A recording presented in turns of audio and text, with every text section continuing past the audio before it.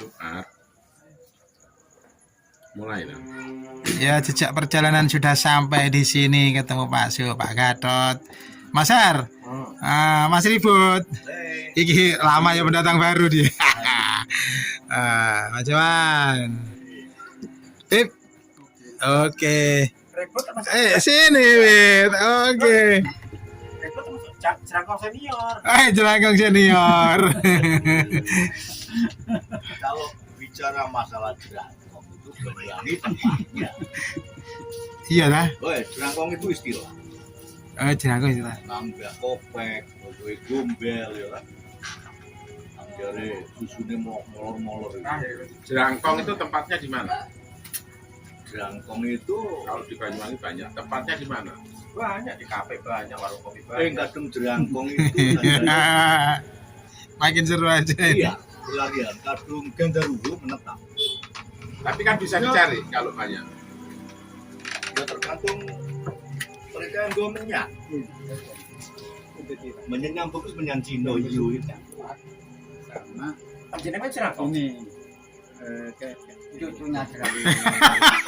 Jerangkong itu kemungkinan kalau menurut saya cuma ada di Banyuwangi. Di luar Banyuwangi mungkin nggak ada jerangkong. Tengkorak ini, Pak. Tapi istilah itu. Nah, makanya Jerangkong itu yang ada di Banyuwangi. Kalau di luar Banyuwangi mungkin nggak ada jerangkong. Jerangkong penampaannya seperti itu. Nah itu. Nih tengkorak nih arane ada yang coba. itu klontong. Kelontong itu ngano pasar. Parah kan? Ono maning ya. Kalau di Jawa Tengah itu namanya Memedi ya. Memedi. Iku Jawa Kulon nah. Itu Jawa Tengah. Kayak Gondorwo. Gondorwo itu sudah netral. Semua tahu kalau Gondorwo. Tapi Memedi durung karo medeni lho. Kalau kolor hijau, kolor hijau apa seperti kayak Gondorwo enggak? Persoalannya dari sekian banyak istilah horor yang banyak itu. Genderuwo, demit, gombel, tangan. Kita kan belum pernah ketemu secara real. Di antara sekian orang-orang ini. Kalau saya Gondorwo itu saya sudah pernah ditemui. Saya pribadi pernah ditemui Gondorwo. Pernah saya waktu jalan pulang dari musola, ya. Begitu saya pulang dari musola, di situ ada pohon nangka. Ada orang jongkok. Nah, orang jongkok nggak kelihatan wajahnya, tapi rambutnya panjang. Semakin saya dekat, dia semakin besar. Semakin besar, lebih besar dari pohon nangka. Tapi saya nggak takut. Banyak genderuwo, banyak. Saya nggak takut. Berbulu, tapi wajah nggak kelihatan. Kalau baunya, Baunya nggak bau. enggak katanya bau kayak bau apa kayak sawo Nggak bau. Itu nggak jauh di daerah kita sini. Saya di belakangnya. Oh, ya tikungan itu ya Mas Bodon ya. Nggak, di selatannya musola itu dulu ada pohon nangka. Bukan masjid dulu ya, dulu musola. ya tahu. Itu masih kebonan di situ. Itu dia jongkok. Kadung ning kene iki. Terus begini, saya jalan lagi ke timur. Di rumahnya Mintin, depannya rumahnya Mintin, ya. Itu tiba-tiba itu ada seperti gulungan gedek itu loh, orang jualan gedek. Itu tiba-tiba turun di tengah jalan. Blek, warnanya putih. Keplayan, Pak. Saya enggak, saya dekati. Ada orang lewat dari timur ke barat. Saya bilang, Bu, ada gedek. Dia enggak dengar saya ngomong. Dia lewat saja. Berarti nggak delok, Pak ya. Dia enggak kelihatan. Mungkin cuma saya yang dilihat. Ya. Berarti barat rumahnya Rijal lagi ya, Bang? Iya. Barat rumah sampean ya? Kalau ke sana musola kan sana. Iya. Ada di sana. Adalah tingkat keberanian Anda dengan pola pikir ala isun maknen itu menggumpal menjadi suatu estetika. Gambarkan macam-macam tergantung Anda saat itu. Itu kesimpulan. Tapi kalau ada benar ketemu mungkin Anda kepelayung. Pasti itu. Saya Mau nggak pernah- ketemu saya dengan tidak pernah pelayan. lari ditemui apapun. Tidak pernah lari. Saya pernah, ya ini saya digoda ini ya, saya digoda. Ini ngomong ya saya nggak memuji diri saya. Ini fakta ya saya ngomong. Saya menghadap ke selatan. Saya ini berwirid, ya. Saya berwirid di depan pintu rumah saya. Sikir. Ya jikir ya. Habis itu saya capek dengan posisi saya begini, saya pindah di kursi. Habis itu di kursi, saya dalam keadaan berwirid. Ada sosok tubuh manusia kecil, cewek berwarna pakai baju hijau itu duduk di pangkuan saya. Ini nyata ini. Belum saya potong. Mereka di weton barang kelahiran. Tunggu dulu, saya cerita dulu ya. Nanti Ini boleh weton, tanya. Ya, weton yang bawah. saya Jumat Wage. Malam Jumat. Jumat Wage kelahiran saya. Bisa. Wage dan Kliwon itu dekat dengan leluhur. Habis itu kamu ganggu saya, boleh. Kalau kamu berani sama saya kan gitu kan. Akhirnya saya ambil napas, ya kan. Saya serang dia.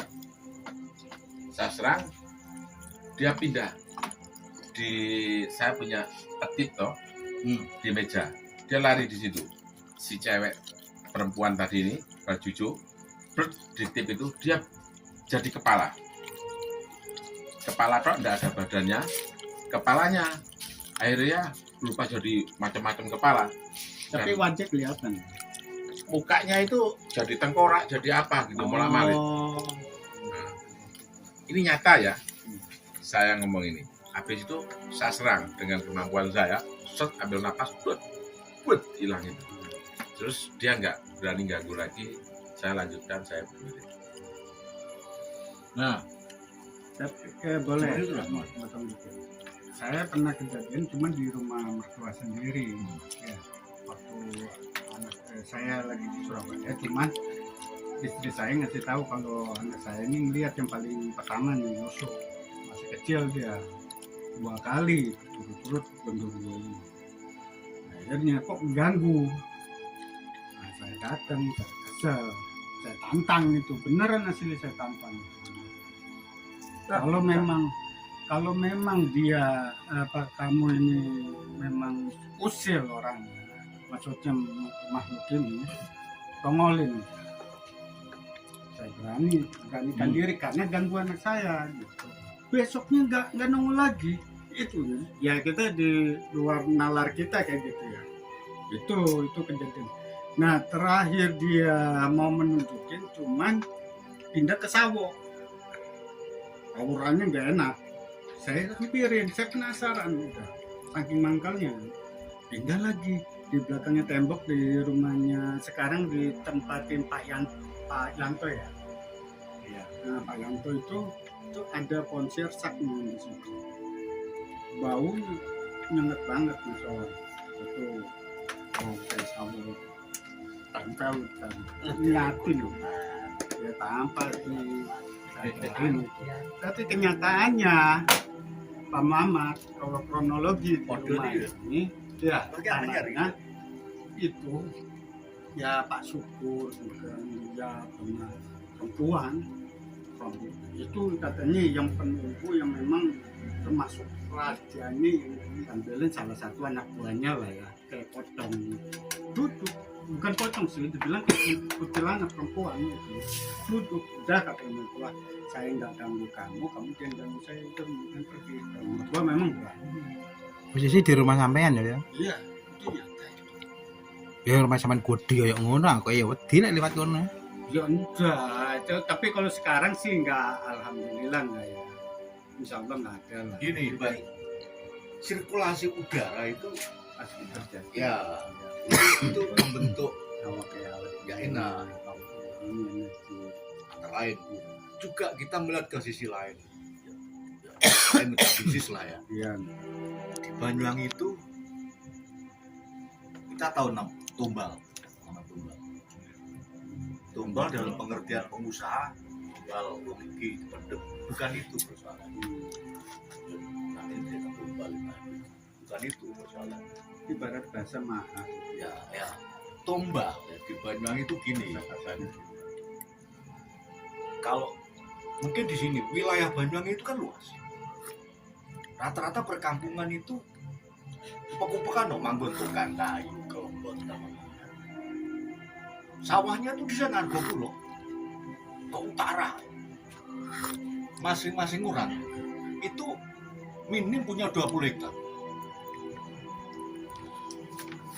Supaya ada kejadian.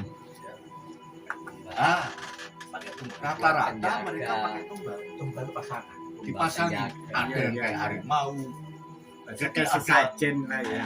Bukan sesajen, bukan sesajen. Lain, ditanam. beda. Lain. Ditanam gimana? Mau ditanam lah. Tiga. Saya jadi teringat ibu saya atau mbah-mbah saya. Saya kan suka menjelajah. Saya suka menjelajah. Jadi hati-hati untuk barang urung. Asing kan dari urung, barang urung itu barang yang aneh, yang bukan. Contohnya tiga. Misalkan kita di hutan ya, tiba-tiba ada kaleng, ada gombal, itu barang urung namanya. Karena beda. Pada habitatnya kan tumbuh-tumbuhan, tidak mungkin ada gombal. Nah, berarti ini pasangan. Saya tuh pernah boleh tak tunjukin tempatnya kawan-kawan. Saya sama sahabat saya namanya Ivan, tetangga saya. Tiap hari kan saya suka nyari tapas kelapa, Rajinan. Gak cerita saya jalan dari rumah saya ke rumah ini sampai di Kelantan. Ya sebenarnya nggak biasa siang-siang itu. Ono boneka digantung, ono loh. Jadi ada boneka yang kobojo kan mas, yang merah, merah. Itu digantung di pohon. Itu Benar. saya cuek aja. Biasa gantung. Kadang kalau orang Apa gitu? Tahun mas apa? Ya bola paling paling cantol gitu aku. Seiring saya lewati jalur itu, buat saya ingat ibu saya. Jadi untuk barang urung, itu memang ada beberapa kuburan di sini. Saya belum paham. Terus saya lupakan, kira-kira berapa bulan berikutnya saya lupa. Nah, bagi bahasa saya BAB sungai. Tidak jauh dari rumah saya kan ada parit di rumah saya itu menghubungkan sampai Tali Pulau. Nah, saya baru dodok gini, maaf ya, terpon kelopo mas,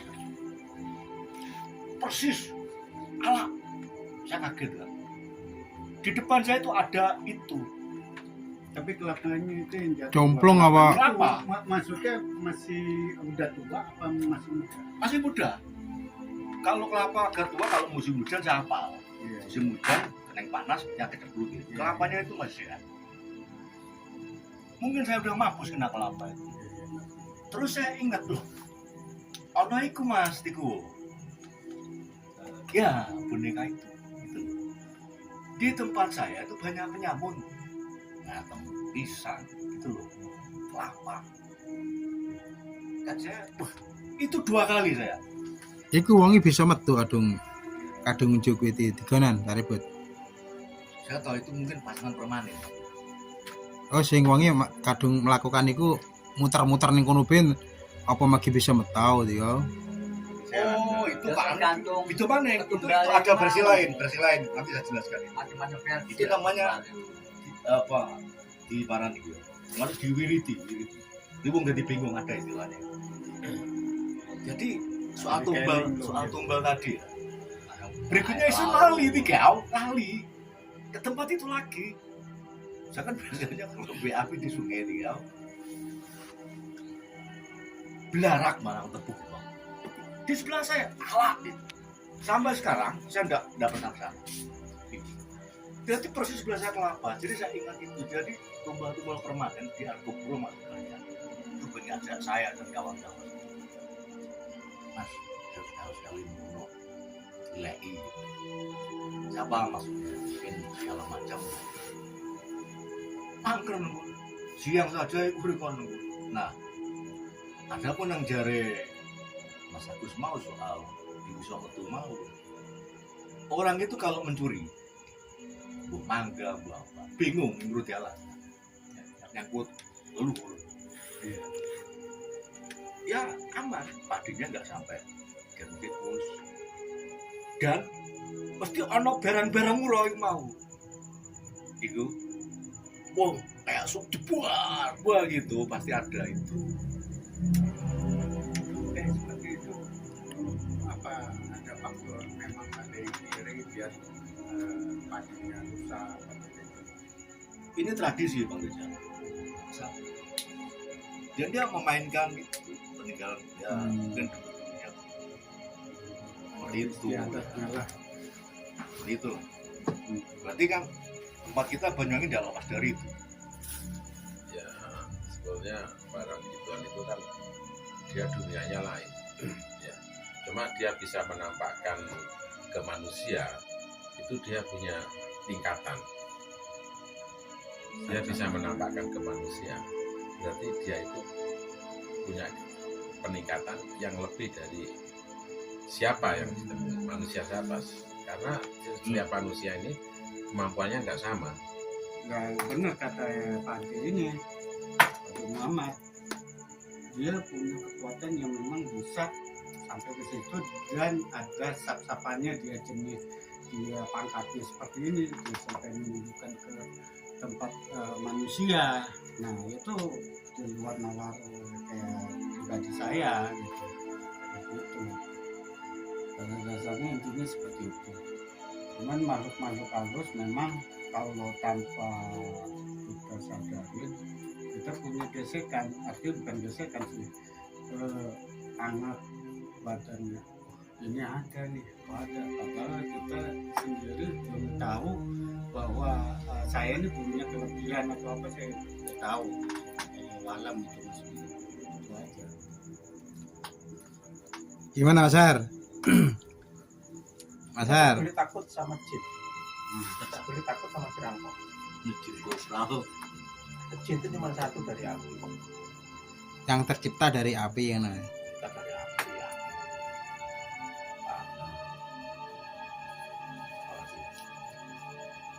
air, api, angin, tanah. Jin rokok Anda berani. Lah, si rokan yang menunggu sama Mas Har. Dan ini cuma Pak Ade nih ya rokokan ini. Nah, iya.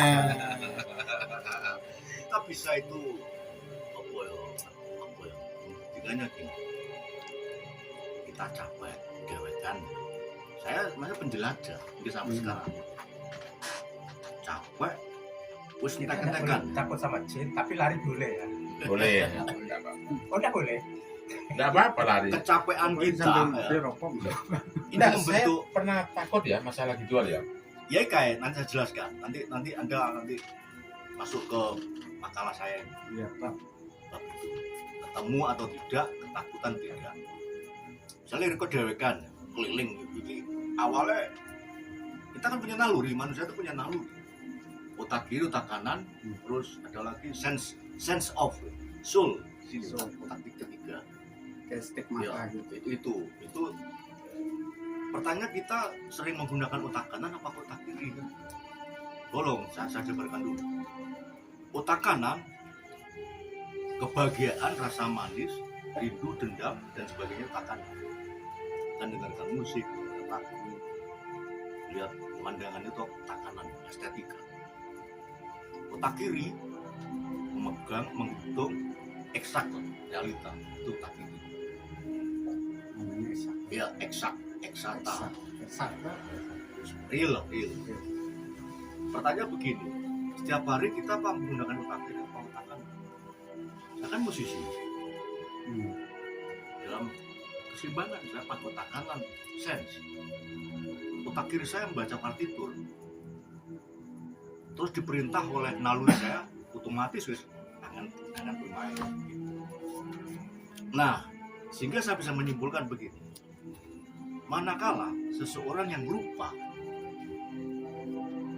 mengkondisikan tubuhnya, merasakan kondisi tubuhnya kan, too much emosi thinking aja, emosi aja, isun wangi, Thinking about ya, Sun wani, sun melaku kemanapun menyeberangi samudra atau kemana. Nah, di sini benang merahnya otak Riko sedang montoran bener, tidak pernah terisi oksigen. Orang jadi blank, keblinger. Lihat tahu apa halu tadi antara lain. Ini bisa diselidiki. Ini gara-garanya parah nih, Ada kalanya begitu, tanpa sebab kita ini termotif dengan kemauan, hanya kemauan saja. Bukan keinginan. Iya, pokok aku yang di sana gitu loh. Mungkin saat itu dia pada titik emosi, marah. Tapi kalau pada titik saat itu kita dalam kondisi cinta kasih, nggak mungkin begitu. Saya sering akhirnya, oh ya ini gesekan oksigen, kepala nggak terisi oksigen. Pas Riko petualang itu kelenti Nah ceritanya. begini, suatu saat saya di laut. Pertama, saya yang Iya. ini panjang itu, Iya. panjang. Jadi saya mau nyari air ya, air. Pikiran saya kacau. Di depan sana, di ujung apa di belakang gitu loh. Untuk mengambil. Iya. sesuatu yang lebih Tak cotek-cotek jarak. Ini saya takut ini. Ini enggak terisi oksigen kepala. Kan terbawa oleh nafsu tadi. Lalu saat tiba-tiba ada kesadaran muncul. Ojo-ojo di bawah ini air saya gitu. Sampai ala nggak sadar aku bengok ala di bawah saya air itu saya minum. Nah ternyata dalam kondisi panik ketakutan, walaupun kita ludah, kita telan aja ludah kita. Iya. Saya minum mas Wan, glek gitu ya. Langsung pagi. Apa saya benar sampai di sini? Bener itu. Pengambengan itu dewek kan. Itu artinya memang pada waktu itu mau tenggelam gitu kan? Enggak, kapalnya enggak. Enggak, maksudnya ininya. Oh, saya panik, antara panik dan halu sebetulnya. Saya enggak bisa berpikir. Kenapa? Dari awal aja termotif emosi, nafsu gitu loh. Menurunkan jukung, angin utara, senang, berkecamuk jadi satu. Saya nggak bisa memfilter mana itu bahagia, mana itu olahraga, tiap gitu. Ya. Berarti blank itu ya. Seperti itu. Jadi ketika kesimpulan saya begitu, manakala kepala nggak terisi oksigen, semampu kita sadar tangan menggenggam tangan, ada air kita minum air, baru ada rest. Itu yang di laut ya. Darat. Itu ada juga versi kayak gitu, kejadiannya sama kayak saya sedikit ya, tapi nggak tahu lagi ya itu versi ini apakah serupa dengan kayak Pak Ribut seperti kayak nalar atau apa satu lagi itu. Nah saya waktu itu mancing saya sendiri ya, sama teman saya, tapi teman saya agak sebelah sana. Saya mancing, saking mandal memang ombak tuh bertinggi besar. Modelnya habis dari karang saya pindah karena ombak kecil. Terus pada waktu itu saya biasa renang kan, saya renang posisi segini nih airnya masih sedengkul ini, ombak tinggi. Kalau buat selancar, wah paling enak, bagus. Jadi ombak itu tanpa disadar. Saya itu dengan keasikan melihat ombak, saya maju pelan-pelan tapi nggak terlalu ini. Dentuman ombak jatuh ke badan saya. Di situ saya nongol lagi, udah segini. Betul, fokus kita mendeteksi ketakutan dan keberanian. Nah, ya itu. Artinya dari itu kan nalarnya kita. Ya. Pada waktu pas udah dari sini saya mau balik ke darat, enggak. Itu kan butuh pemikiran solusi yang relax betul. cepat kan. Saya bingung di situ. Wah, harus sampai ke darat ini saya. Saya sendiri itu, teman saya nggak tahu, saya tuh ada di mana posisinya nggak tahu. Saya segini, saya mau ke darat itu setengah mati itu. Ada solusi. Ombak itu tinggi lagi, hantam lagi. Udah saya ingat langsung spontanitas itu mengambil inisiatif. Saya kena dentuman ombak, saya langsung ke dasar. Dasar itu saya bisa mikir, anehnya itu.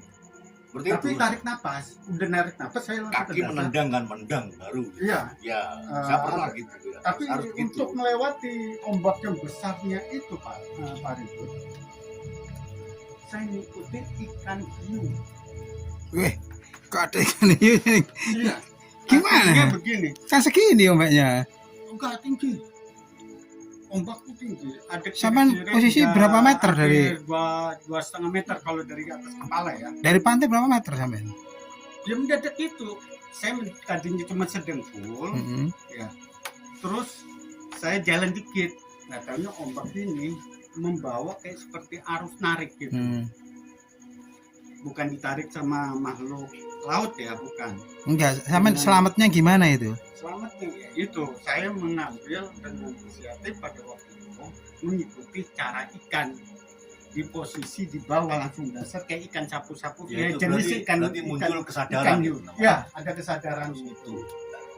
Saya gini, jadi berenang itu, makanya saya tuh sampai ngomong berpikir gini, orang yang nggak bisa selamat dari terjangan itu karena tidak dan apapun.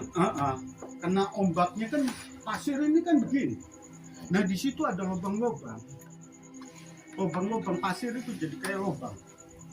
Itu saya tuh kayak wah, pokoknya ya itu ngambil napas saya ke atas itu waktu mau turun ke bawah. Itu saya udah kayak ikan hiu. Langsung ke Ikan hiunya tadi gimana? Ya? Ikan hiunya tadi gimana? bukan maksudnya cara kayak ikan hiu. Tadi ketemu ikan hiu. Bukan. Jadi saya ngambil ininya istri saya untuk ngambil solusinya biar saya selamat. Itu cara seperti itu. Berarti anu ya? Kalau kita mengikuti cara ini pribadi saya kejadian nyata ya, Nogo.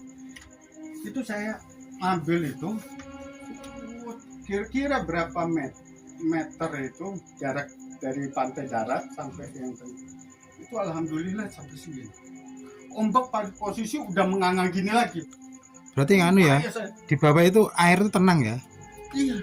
Kayak kolam, kayak Ya, Kayak kayak kolam kolam ya? tapi lubang-lubang. Hmm. Cuman Sampai ke darat. ininya pas mau sampai ke darat pas segini tuh nariknya cepat lagi.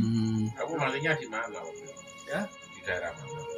Itu dimasuk itu jatuhnya pantai selatan, Pantai Selatan. pantai selatan Banten. Oh, di Banten. Iya. Ceritanya. Nah memang di situ tuh Banten tergolong landai. apa ya ibarat bahasanya tuh tempat ombak pantainya mah kelihatan bagus, warnanya agak biru-biru, kelihatan bagus pada waktu badai lah istilahnya. Cuman pada kita tuh nggak kalau orang sana dulu tuh nggak ada rasa takut kayak gitu. Sudah ditanyakan sama teman di daerah Ularen itu tahu semua sudah. Saya minta tolong sama namanya Tolib anak kebun baru. Saya gini mancing, datang habis sholat subuh biasa kan, nah, di utaranya corong, saya mancing, saya lemparkan ke timur, set. Saya punya 2 stick, biasa sudah habis 1 saya lemparkan, saya ambil lagi yang 1 saya lemparkan juga. Terus saya ngomong sama teman saya, secara nggak sadar, nanti sampai bahas ini apa ya simpulannya. Saya titip, Lip, titip, coba Alasan. ya, saya Alasan. titip alasan. Saya jalan, ini corongnya sini, saya di sini, saya jalan. Nggak sadar saya ini kaki saya turun 1 di pojok. Nah, ini pojok ya. Ini dermaga ya, pojok. Kaki saya turun 1. Loh, jatuh saya nih. Jatuh, bleng. Arus datang. Saya mau ini. Kalau enggak, saya ke Tanjung Wangi, ke seret itu. Secara nggak sadar, refleks saya itu ngerangkul pancing yang di bawah itu. Sepatu saya hilang, sobek semua, kena tiram semua kan. Ini fakta ya, Pertanyaannya 2017. kenapa Anda bisa jatuh? Ya itu makanya nanti jenengan kembangkan. Nah, mungkin saya apa dihalusinasi sama para lembu saya nggak tahu kan. Karena saya nggak sadar kok tiba-tiba saya jalan, kaki saya kok turun 1, jatuh saya ini. Saya bilang gitu, jatuh beneran gitu loh. Bleng. Nah, karena arusnya kenceng ke utara, saya ngerangkul panceng. Iya. Saya rangkul kan, darah keluar. Ini kan sobek semua. Oh iya. Iya kan, sepatu saya hilang satu. Sepatu saya. Saya teriak sama teman-teman, tolong gitu. Akhirnya yang nolong ini yang jualan mie, tanyakan di depannya. Terus kecebur gitu. Iya, ceblong. Di depannya ini loh, depannya stadion itu ada jualan mie. Iya. Nah, tanyakan itu namanya kalau nggak salah Didi. Bapaknya sudah meninggal. Hmm. Dia tahu saya kecemplung, dia minta tolong. Akhirnya ditambilkan tali. Satpam itu datang, bawa tampar. Nggak berani dia. Mau narik saya nggak berani, gitu kan. Akhirnya, singkat cerita, ada namanya Budi Nauri, adiknya Nanang Eriktun itu. Dia menemukan di sebelah selatan, menemukan genter panjang yang namanya bambu, kayak bambu untuk bendera itu. Saya itu sebelumnya itu sudah dimasukin tali, mau diangkat. Jatuh kamu, nggak kuat angkat saya, biar berdua bertiga, kan gitu. Akhirnya Budi itu udah bawa bambu itu untuk saya menolong. Ini gimana? Saya mau ditarik. Saya batin saya ya, pegang aja. Oke, saya pegang. Lepas kakinya, gitu. Suruh lepas. Nah, lepas, tapi kok nggak diangkat gitu. Ikuti aja saja. Akhirnya mengikuti ini ke sini sampai ke sini tikungan dermaga itu sampai minggir. Jadi saya pegangan ini dipegangin sama di atas kaki saya gini. Nah, kaki saya gitu, sampai minggir. Sudah jalankan bahas. Sebentar. Kok pas enek Budi nih ngono? Ikut sama saya. Oh, ikut mancing. Ya, tanyakan Budi itu. Iya, Kenal sama Budi. Ya? Kenal. Nah, kenalkan. Tanyakan. Pak, ada orang yang mau jatuh dulu, Pak Sugiono. Pak Su itu jatuh ya? Siapa yang nolong? Dia yang ambil waktu. Tanyakan dia. Jadi Diki. Itu 2017. Fakta itu loh ya. Iya.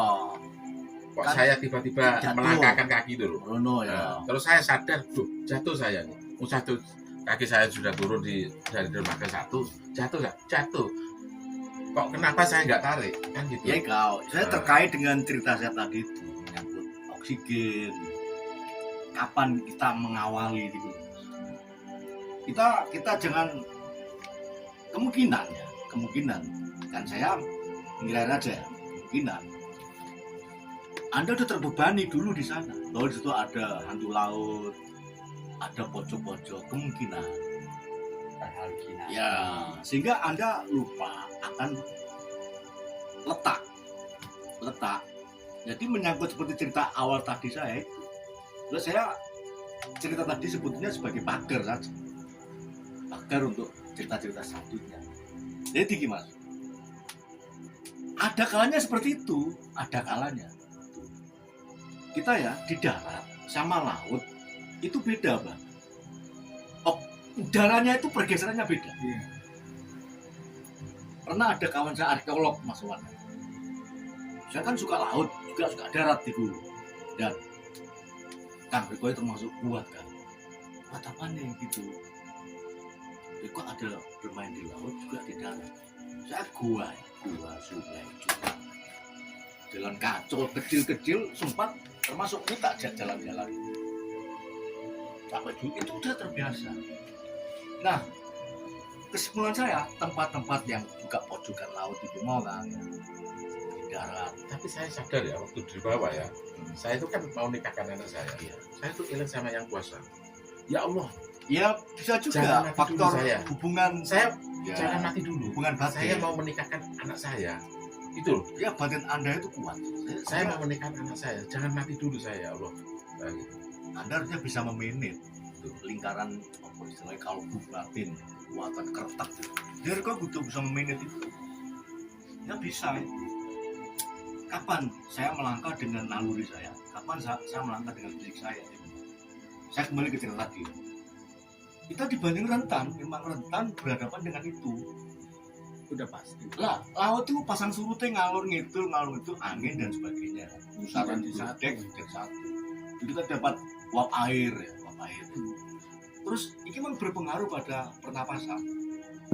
Apapun Mana kuatnya? yang mempengaruhi kita, yang buat kita terjebak pada halusinasi. Memang realitanya ada, begitu memang ada. Kita ini, iku mau kan bilang otak kiri otak kanan, kapan kita konsentrasi itu. Kalau kita mancing pegang aja joran. Kalau saya di laut ya saya pegang dayung gitu. Ini dalam rangka saya memegang kesadaran supaya tidak terjebak tadi. Kalau ketemu ya sudah, nanti gua ketemu apa hantu laut macam apa di darat pun saya kenal. Otomatis jari wong tuwek saya juga mengenali dalamnya gitu loh Mas Awan. Di posisi Iya, awalnya kita mengenali. Kita tersesat di hutan. Banyaknya jelas modern tinggi ngetan pasti turun pasti. Ada turun gini pasti ke timur, kita nggak mungkin tersesat. Nah, alangkah kita nggak enaknya kalau kita tiba-tiba mau pengen munggah, pengen laut seperti kecelakaan saya tadi. cuman pada waktu itu Jadi saya sibukkan, kita nggak perhatikan ke peta. kemanapun kita harus mengenali lokasinya. Memang Jumat iki, Jumat pagi. Sejak perjalanan sudah sampai di sini, ceritanya disambung lain hari. Jumat pagi dirangkong ana suku Melayu. Iya Mas, Jadi dia dirangkongi besok diselambut lagi, disambung lagi. Saya itu kalau